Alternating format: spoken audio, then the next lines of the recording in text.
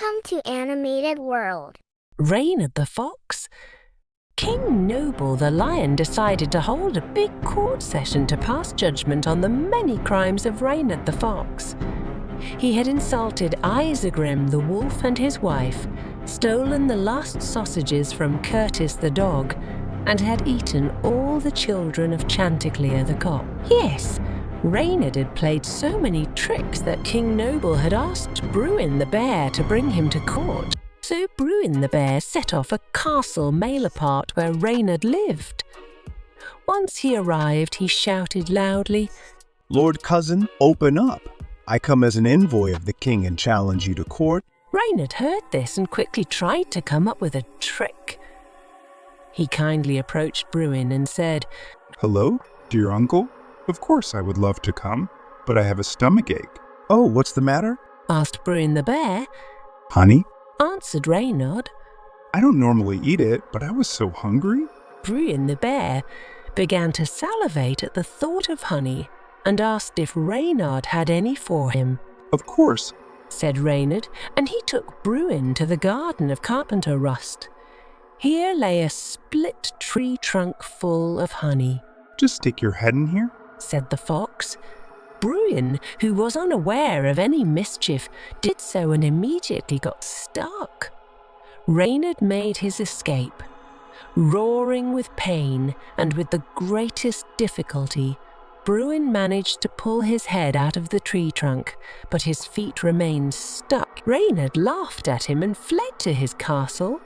The noise attracted Carpenter Rust's attention, and he found a bear in his backyard. Out of fear, he quickly called all the other people from the village to kill the bear. Fortunately, Bruin was able to free himself in time, but he hurt his paw in the process. Furious, Bruin returned to King Noble's court. When the king heard the whole story from Bruin, he too was angry and promised revenge. He now sent Tybert the cat to pick up Reynard. When Tybert arrived in Malapart and delivered his message, Reynard offered to take him to a place where there were a lot of mice, so he could enjoy himself after his journey. He took the cat to the shed of the priest. In the wall of the shed, Reynard had made a hole to easily steal a little chicken.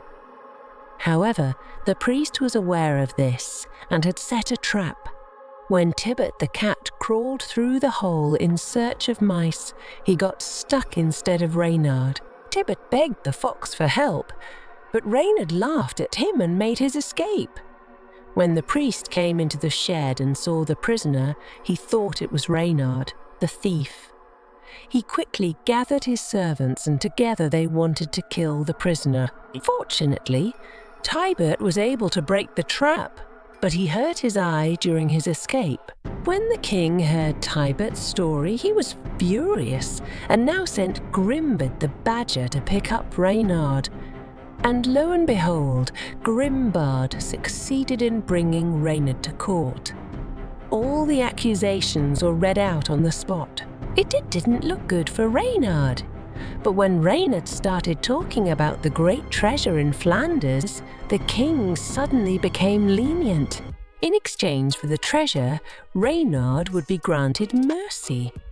Bellin the ram and Kiward the hare would accompany him to collect the treasure just to be sure. Once they arrived in Malapart, Reynard left the ram waiting outside and went inside with the hare. But as soon as they were inside, Reynard bit the hare to death and ate him. Reynard gave the hare's head as a message to the king to be delivered by Bellin the ram. The king was beside himself with anger and had Reynard forcefully removed from his residence. But Reynard was a clever talker, and in no time he had convinced the king that Bellin the ram was the guilty one and he himself was innocent. He even offered to fight for his freedom with Isengrim the wolf. His offer was accepted, and Reynard the fox outsmarted the wolf. Now King Noble declared him free, made him a baron and councillor, and led him in a procession to his castle Malapart. Thanks for watching. Please subscribe to our channel.